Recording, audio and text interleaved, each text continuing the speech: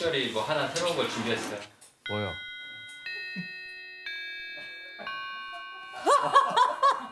아 누가 봐도 집 방안인데 이게 무슨? 아유. 아파트 안내 방송 같은데요? 경건하게 수업 준비해야죠. 종술. 잠깐 이거 관리사무소에서 관리사무소에서 안내 말씀 이거 오늘 드리겠습니다. 재활용 종량제 잘 먹으려고. 안녕하세요. 네, 안녕하세요. 안녕하세요. 오늘도 신기한 과학 나라를 위해 양정모 선생님이 와주셨군요. 미술라가. 아 미술아. 아유 창피해. 네, 반갑습니다, 여러분. 반갑습니다. 네, 오늘 이야기는 화가들의 라이벌 열전, 경쟁. 보통은 기업들이 많이 라이벌 관계도 있죠. 맞아요. 그 핸드폰, 뭐 사과랑 그 은하수 폰 이런 거 같은. 그 맛집도 모여 있는 경우가 많은데요. 예술가들이 이렇게 유명한 사람들이 이렇게 모여서 나와요. 같은 동네, 같은 지역, 실력이 다 출중한 거예요. 그러면서 서로 경쟁을 하다 보니까 계속 수준이 올라가는 다 거예요. 윈윈해서 더 예, 서로 서로. 그렇죠. 약간 그런 거랑 비슷한 거 아니에요? 오빠 한참 활동하실 때도 네. 90년대 아이돌들이나 가수분들이 진짜 다들 어마어마하게 다 잘 되셨잖아요. 서로. 우리는 라이벌 구도가 확실했어요. 그땐 또 특히나. 그래서 우리는 뭐 H.O.T. 맞아요. 그쵸. 누가 라이벌이에요? 저랑 라이벌이요? 저는 사실 예전에는 좀 바보 같은 생각으로 170 이상 되는 개그맨들을 다 좀.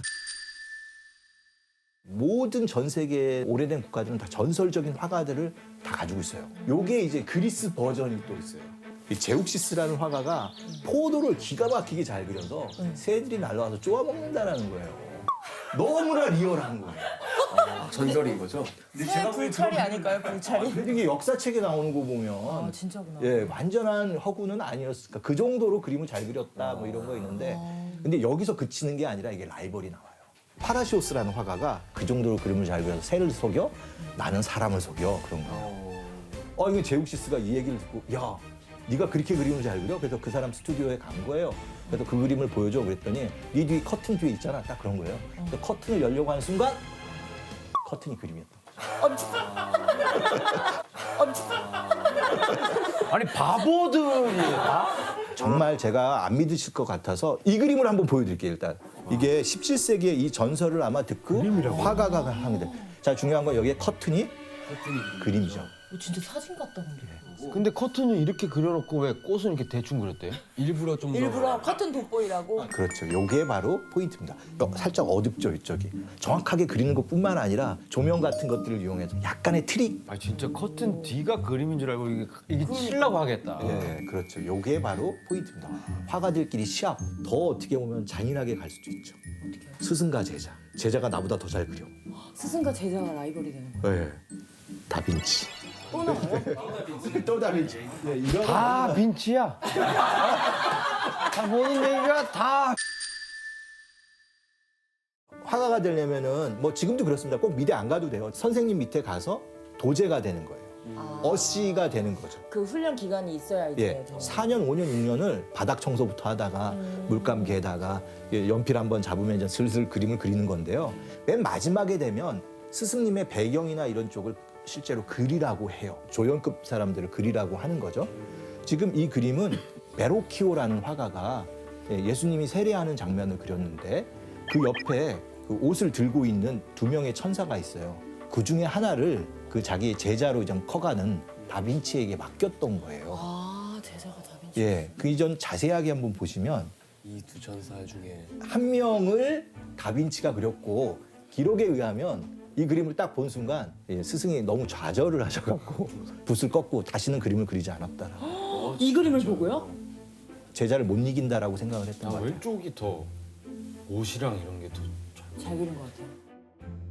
오른쪽이 왠지 다빈치가 그렸을 것 같아요. 왜냐면 눈빛이 네. 안 좋아요. 뭔가 민호 씨? 저는 왼쪽 같은데요. 딩동댕? 왼쪽입니다. 이게 좀 거칠거칠한 부분들이 좀 다듬어져서 그러면 저 표정이 그는 선생님이 좀 언짢아서 하시는 네가 감히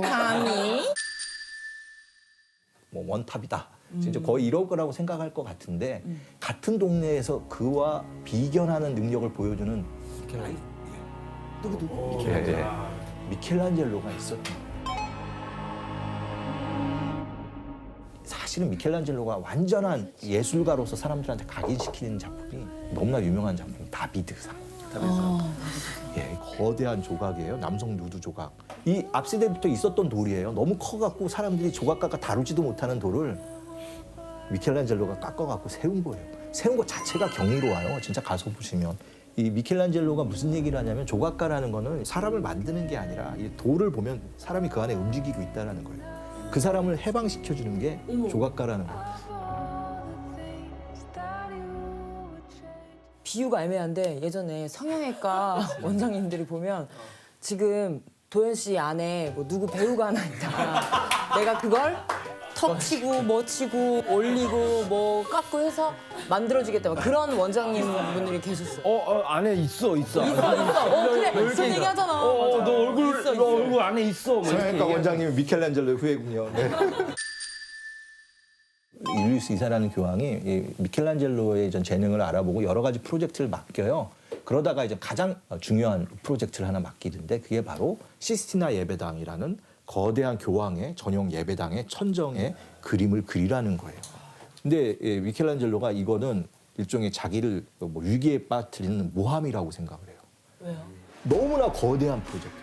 5층짜리 건물 되는 건데 그 위에 올라가서 40m, 10몇 미터 되는 거대한 벽면을 다 채워야 되는 거고 그렇게 힘든 거니까 나한테 부탁했구나라고 생각은 안 해요. 그런 생각으로 맞아요. 여기에 만약에 누군가 그림을 그린다면 그럼 그리스도교인에게는 평생 남는 어마어마한 위협이라고 생각해서 한 4, 5년 여기에 매달려서 그림을 그리게 됩니다. 그게 지금 우리가 알고 있는 뭐 천지창조부터 그 이야기가 거기서 그려지게 된 거예요. 이건 진짜 매달려서 그려요? 천장으로. 예, 밑에 이제 발판을 놓고 가서 올라가서 그림을 그리고요. 아니 붓이 12m래요. 그래 문화재 분들 보면은 그때 나와 있는 기록을 보면 그런 자세로 4년 동안 그림을 그리는 거예요. 디스크가 자기 디스코도 왔고 물감이 눈에 떨어져서 반신불구가 됐다고 자기 스스로 얘기를 해요. 그 정도로 그 신체적인 고통이 가지면서 이 그림이 이 그림이에요. 그 정도까지 힘든데요. 문제는 이렇게 열심히 일도 힘든데 그 자기를 위험에 빠뜨린다고 하고 자기를 경쟁으로 자꾸 내몰았던 사람이 바로 다른 예술가들. 도나텔로, 예, 그 사람은 좀 어렵긴 합니다만 마지막 한 명. 도나텔로, 미켈란젤로, 한 명이 라파엘. 예. 이 세 명이 도나텔로는 나이가 닌자 거북이 삼형제 아닙니까? 아 그래요? 미켈란젤로 그리고 라파엘로가 각각도 대단한 사람이지만 보이지 않는 굉장한 라이벌 관계를 형성을 해요. 라파엘로가 곧바로 바로 옆에 교황청 집무실 그림을 그리기 시작해요.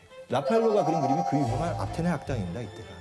라파엘로도 그림에 대해서는 절대 밀리지 않는 사람인데요. 라파엘로의 그 능력 중에 하나가 베끼는 걸 기가 막히게 베끼는 것 같아요. 근데 너무 잘 베껴서 베꼈는지도 모를 정도예요. 사실은 이제 미켈란젤로는 그런 걸 알아갖고 못 들어오게 문을 잠그고 뺏기지 마. 그랬다라는 거예요. 그런데도 이제 라파엘로의 같은 고향 선배였던 브라만테라는 건축가 그 사람이 밤에 몰래 눈을 따주고 라파엘로한테 그림을 보여줬다. 뭐 이런 얘기를. 근데 중요한 거는 이 얘기를 그때 얘기하는 게 아니라 라파엘로가 사실 요절을 해요. 30대 후반에 일찍 굉장히 요절을 하는데 라파엘로가 죽고 20년이 지났을 때 그렇게 되면은 미켈란젤로가 나이가 70이거든요. 그때도 아직 라이벌을 잊지 않는 거예요. 그래서 끝에 딱 하는 말이 나하고 그때 율리우스 2세 교황하고 관계가 좀 껄끄러웠는데 그거 다 얘들이 만든 작품이었고 중간에서 이간질을 시켰다라는 거죠. 그리고 라파엘로 걔 그림 잘 그린다고 하는데 사실 내 거 다 베낀 거야 라고 증언을 하세요.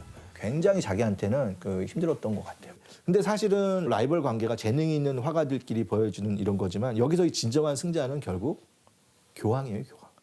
율리우스 2세.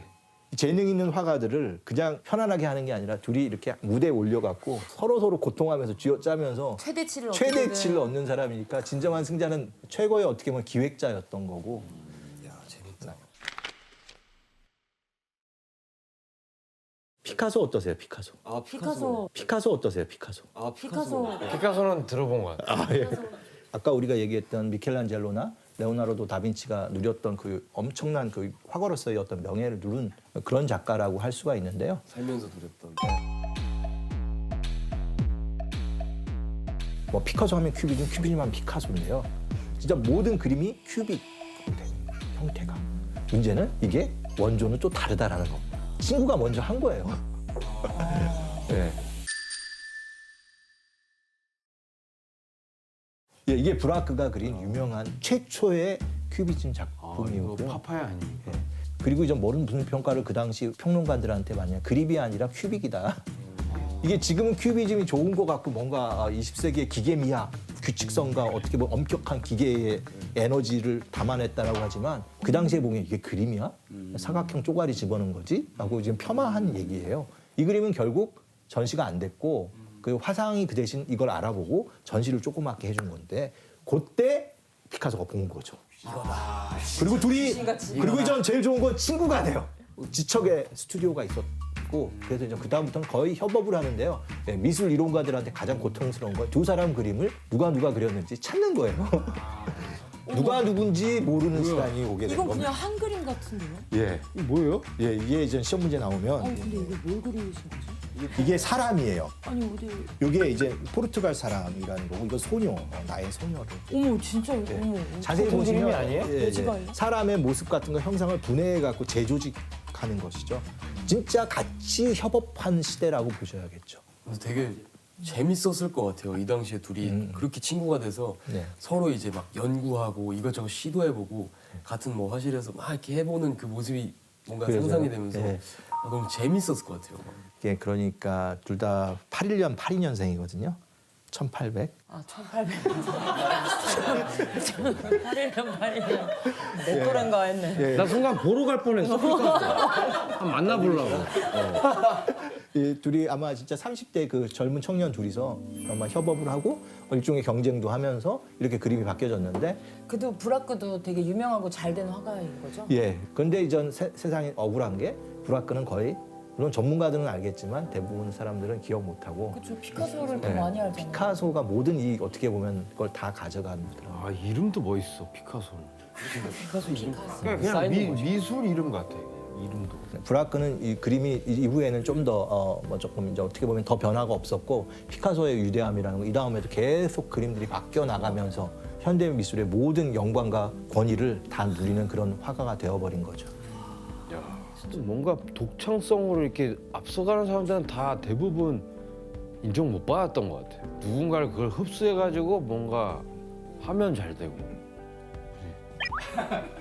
우리가 뭔가 새로운 것이 나올 때 그게 그 사람 한 사람의 영감으로 나오는 경우는 되게 드물어요. 서로 이게 많은 것들이 연결되어 있는데 정말 어느 순간에 창작의 순간은 종이 한 장 차이인 순간이 있어요. 결국 먼저는 그렇게 중요하지 않고요. 오래 하는 게 중요하다는 생각도 들어요. 누가 더 이것들을 가지고 끝까지 해 나가느냐가 역사적인 판단에 있어서는 조금 더 다르기도 해요. 그게 진짜 중요한 것 같아요. 피카소의 전설은 이렇게 시작했던 거예요. 몰랐습니다. 브라크를 피카소. 알아요. 자식 나면 피카소라고 이름 줘야지. 금방도 바꾸셨어요? 네? 피카소요? 자식을 많이 낳으셔야겠어요. 은카소로 줘야지. 은카소. 피카소.